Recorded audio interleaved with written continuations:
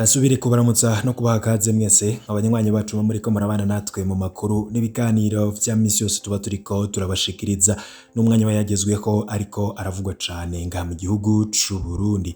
Ni inkuru iriko iravugwa ariko yanababaje abantu. Murazi ko hari umurundi ava mu ntara ya Ruyigi yaramenyekanye cane, yaciye ku maradiyo mpuzamakungu, yaciye kuri BBC, yaciye kuri RFI, amaradiyo akomeye ndetse n'ibimenyesha makuru vyaramwanditseko bivuga ku kuntu yagaragaje umutima w'urukundo, umutima wo gufasha, aho yumvikanye avuga ko yifuza gutanga ibiro 100 vy'intete z'ibigori ku mpunzi z'abanya-Ukraine bari mu ntambara. Twarabibabwiye mu makuru yacu, twabashikirije ukuntu vyagenze, ariko inkuru mbi, inkuru ibabaje kuri we kuri ubu ngubu ntawe uzi aho yinyegeje, aho ari mu kinyegero. Ivyo vyatewe n'iki? Ivyo vyatewe nuko iperereza ry'u Burundi ririko riramurondera ndetse ashobora kugirirwa nabi. Kuri ubu ntawe uzi aho yinyegeje. Vyagenze gute? Ese kuki iperereza ririko riramurondera? Ngo yoba yarakoze ivyo abategetsi batifuza? Ikibi yakoze coba ari ikihe?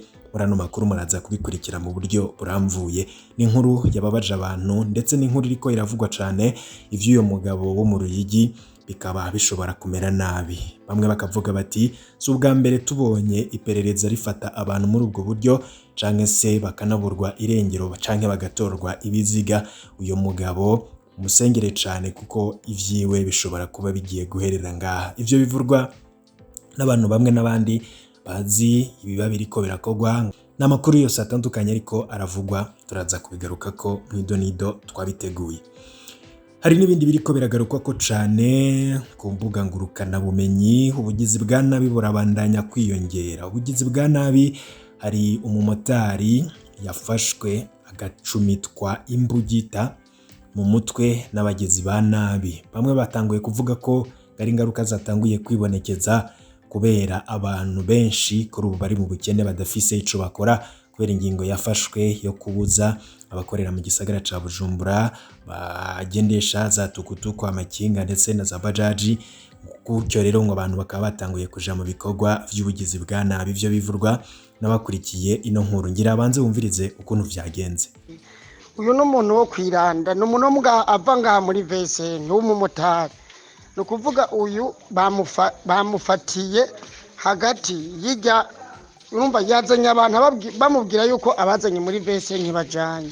Hama rero bacamubwira ati tujane kari yugiye tugene tujanye. Rero Paul bari bafise ubufuri agafuni n'iyimbugita, baca batangura kumucumitagura.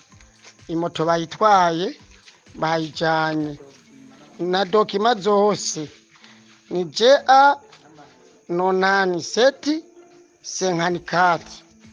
Iyo niyo moto rero bajanye, kandi urabona ko yamerewe nabi. Nta kintu na kimwe bamusigiye, atari ko bari bibaza ko yapfuye, n'amafaranga yose yari afise, ibintu byose aziko na byangombwa by'iki byose nuko byagenze. Abantu mubona iyi groupe ko tuyisangiye, mushire mu yandi magroupe, mutangirize izi n'inkozi z'ibibi yaja kuye kwiranda. Yego, ngivyo rero n'ubugizi bwa nabi bubandanya kwimonogoza ngaha mu gihugu c'u Burundi. Tugaruke kuri ya nkuru, umurundi yabaye impunzi yipfuje ko yofasha impunzi z'abanya-Ukraine bari mu ntambara bahuje n'igihugu c'u Burusiya. Tugarutse rero kuri ibi bintu, ino nkuru ibabaje cane ukuntu uyo munyaruyigi ariko araronderwa n'iperereza, ndetse kuri ubu atawuzi aho ari. Uwo wahoze ari impunzi yashaka gufasha impunzi zo muri Ukraine, gendereza ririko riramutoteza rimukorera amabi yatagira izina. Uwo avugwa ko yitwa Adrien Ninteretse, uwo akaba aturuka muri komine Butaganzwa, intara ya Ruyigi, mu buseruko bw'u Burundi. Akaba ari mu kinyegero kuva kuri uno wa kane uheze. Bajejwe igendereza bigize abamenyesha makuru kugira ngo bamunyuruze, ariko yarashoboye kubacika. Uwo mugabo n'umuryango wiwe basaba intwaro kumucurungera umutekano. Buramatari w'intara arimwo intara ya Ruyigi akaba rero yarituriwe kuri ico kibazo. Imvo ziriko zituma uyo muntu atotezwa ntiziramenyekana, ariko amasoko yaho nyene akaba avuga ko bamwe mu banywanyi bashiririye ba CNDD FDD hamwe n'abakozi bigendereza babona ko ico gikorwa c'uwo munyagihugu ari igitutsi kuri leta y'u Burundi itatanze na kimwe. N'impagaritse akaba yari yemeye gutanga ibiro 100 vy'intete z'ibigori kugira ngo afashe abantu bahunze intambara yo muri Ukraine, agasaba HCR kuza gutora iyo ngabire. Igikorwa rero cashimwe cane n'amakungu.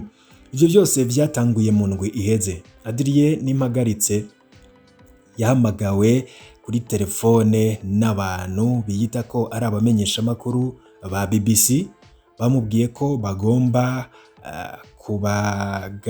kugirana ikiganiro ku bijanye no gutanga ibiro 100 ku mpunzi ziri muri Ukraine. Akaba rero yaraketse ko hari ikitagenda neza, acarungika umuntu kuraba nimba koko abo bantu baje kumurondera ariko koko ari abamenyesha makuru. Uwo mugenzi wiwe yasanze imodoka abo bantu bajemwo ari ikamyonete ifise ibiyo bitabona. Yamuhanuye kutaja kubaraba, ariko ahurira aca agenda yinyegeza. Niko rero abashinga intahe babivuga. Amaze guhura nabo bantu bigize abamenyesha makuru, bamusavye kurira mu modoka kugira ngo baje kugirana ikiganiro abo bantu aho abantu batabona. Niko rero N'impagaritse avuga. Akaba yarashoboye kubacika. Abapolisi 2 bari hafi yaho bakaba baciye ko bamukurikirana, bibi vy'ubusa, ntabwo bashoboye kumufata. Bakaba baragumye muri iyo micungararo gushika mwijoro ryo ku munsi wa 4 kugira ngo barabe ko bomucakira agarutse. Niko abanyagihugu babwiye SOS Media Burundi dukesha ino nkuru. Kuri uwo munsi uwo muvyeyi w'abana 3 ari mu kinyegero. Kuva uwo munsi uyo muvyeyi w'abana 3 ari mu kinyegero.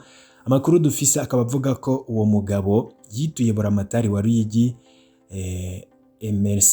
Emeransiene Tabu, akaba yamubwiye ko yoja kuraba musitanteri wa komine Butaganzwa kugira ngo batore umuti w'ico kibazo. Uyo mugabo n'umuryango wiwe bakaba bavuga ko bafise amakenga ku mutekano wiwe, basaba abategetsi kumukingira. Gushika ubu ntituzi impamvu ziriko zituma Adrien N'impagaritse atotezwa, ariko amasoko yegereye dosiye yabwiye abamenyesha makuru ko abanywanyi bashiririye ba CNDD-FDD hamwe n'abakozi bigendereza bafata igikorwa yakoze nk'igitutsi kuri leta itatanze na kimwe. Abajejwe intwaro muri komine Butaganzwa ndetse no mu ntara ya Ruyigi ntibashoboye kuboneka kugira bagire ivyo bishuye ku bibazo vy'abamenyesha makuru. Inkuru y'uwo yahoze ari impunzi ikaba yaratangajwe na BBC ubwa mbere hagati muri Ntwarante, imbere y'uko ibimenyesha makuru vyinshi mpuzamakungu bigomba gukora kuri ayo makuru.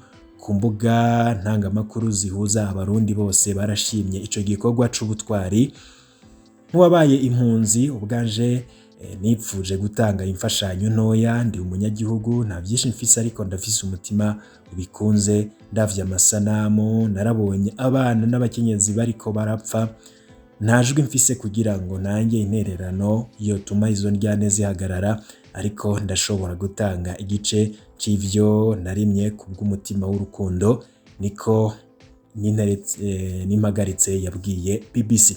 N'impagaritse yari imfuvyi y'imyaka 4 igihe yahungira muri Tanzania mu 1996 mu ntambara y'ubwoko yatangujwe n'igandagurwa ry'umukuru w'igihugu wa mbere w'umuhutu yatowe Melchior Ndadaye imyaka 3 imbere yaho. Akaba yarakuriye mu ikambi y'impunzi ya Mutenderi, aho yize ataha mu Burundi inyuma y'imyaka 11 muri 2007. Akaba yarafise imyaka 15.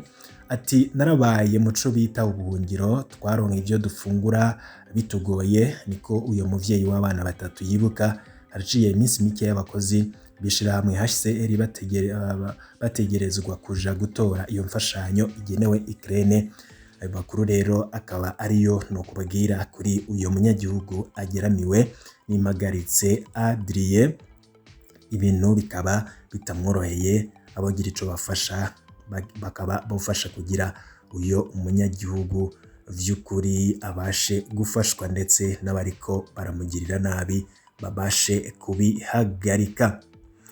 Mu yandi makuru ariko aravugwa cane kw'isi, mu makuru ariko aravugwa cane kw'isi ngira tugaruke ku nkuru nanone ziriko ziravurwa mu gihugu ca Ukraine. Ibintu nanone vyasubiye kuyangara mu gihugu ca Ukraine. Abarusiya bashaka gufata umugwa mukuru Mariupol.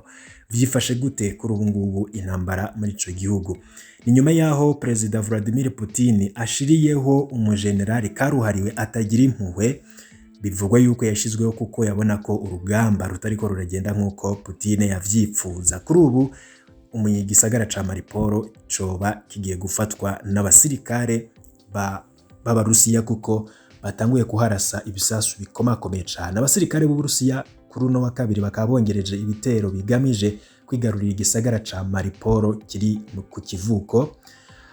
Bakurikiranira hafi y'intambara bakaba bakeka ko Uburusiya buriko baragerageza gufatanya intara ya Crimea hamwe n'ibisagara vya Donetsk na Luhansk muri Donbass. Amakuru yakwiragijwe ku munsi wa mbere ava mu gisirikare ca Ukraine akaba yavuze ko indege y'Uburusiya yo mu bwoko bwa drone yarashe ubumara muri ako karere, aho abanyagihugu bagize ingaruka zo guhema hamwe n'izo mu bwonko. Ubu mushikiranganje wa leta zunze ubumwe za Amerika ajejwe imigenderanire Anthony Blinken akaba yavuze ko atoshoka yemeza ibi vyagiriji, ariko ko afise amakuru yimvaho ko Uburusiya bushobora gukoresha ubumara muri ico gisagara. Umuvugizi w'ubushikiranganje bwo kwivuna abansi bwa Amerika John Kirby akaba yavuze ko gukoresha ivyo birwanisho bisunikira Amerika n'amakungu kugira ico bakoze, ariko ntiyagitomoye. Igisata cawoni cita ku mpunzi HCR kikaba kivuga ko impunzi z'abanya-Ukraine barenga 4,400,600 bamaze guhunga igihugu, kandi ko 90% bagizwe n'abagore hamwe n'abana. Iyi ntambara ikaba yaratumye kandi abarenga 10,000,000 bata ingo zabo bahungira mu gihugu hagati. Ngayo rero amwe mu makuru yaragezwe yavugwaga cane. Wipfuza kurajuwa mu mbere bashikirwa n'amakuru n'ibiganiro ngene nk'ibitugushikiriza, urafyonda kuri subscribe dushize ko inkuru igushikire mu mbere. Ibihe vyiza kuri mwese nivyo.